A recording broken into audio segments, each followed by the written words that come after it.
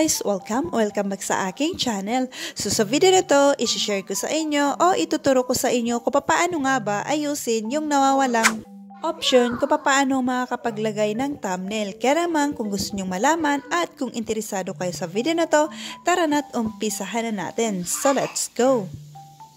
Ayan, so first step ay itap lang natin ang ating mga Google Chrome. Kapag na-itap nyo na, ay ilagin nyo lang ang inyong mga Facebook page. Kapag nandito na kayo, ay mag-scroll down lang kayo and then hanapin nyo lamang yung video na gusto nyo ngang lagyan ng thumbnail.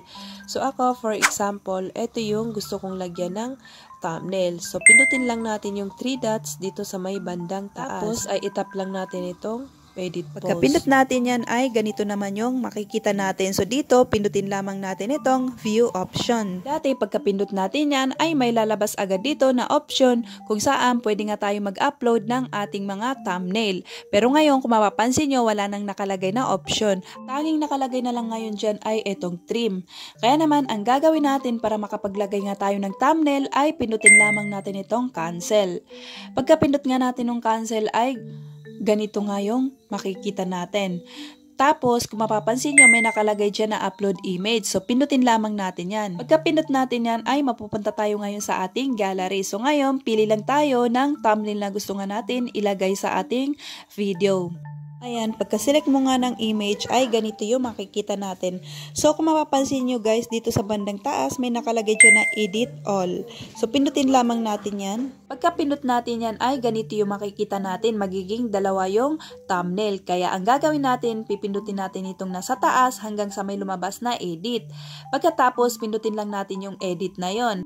So, pagkatapos natin mapindot yung edit, ay ganito naman yung makikita natin. So, dito may makikita kayo dyan na change thumbnail. So, pindutin lamang natin yung change thumbnail. Hanggang sa may makita kayo na upload image. Tap lamang natin yung upload image. Tapos, ay mapupunta na ulit tayo sa ating gallery and then i-upload ulit natin yung thumbnail na gusto nga natin ilagay sa ating video. Kapag na-upload mo na, ay mag-scroll down naman tayo para makita natin yung save. So, pindutin lamang natin itong save. After natin mapindot yung save, ay ganito yung makikita natin. So, pindutin lamang natin yung done. Pagka pindot natin yung done, ay kung mapapansin nyo, yung ating thumbnail ay naka-double pa rin siya. So, pindutin lamang natin yung i-save. So, save lang natin. Tapos, dito, pindutin lang ulit natin yung 3 dots sa may bandang taas at pindutin lang ulit natin yung edit post. Pindot mo nun ay pindutin mo naman itong edit all. Pagka pindot mo ng edit all ay ganito yung mangyayari. So pindutin mo lang itong nasa baba hanggang sa may lumabas na X. Tapos itap mo lang yung X para mawala na nga itong twin niya o yung kakambal niya. And then after mo ma-remove yung nasa baba ay isa na nga lang yung matitira. So pindutin mo lang itong is-save or is-save mo lang siya. And then okay na. Nakapaglagay na tayo ng thumbnail. Medyo maproseso nga lang siya ngayon guys, pero at least ay nakakapaglagay pa rin tayo ng thumbnails.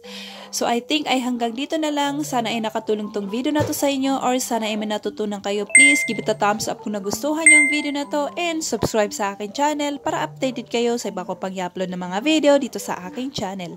Thanks so much for watching!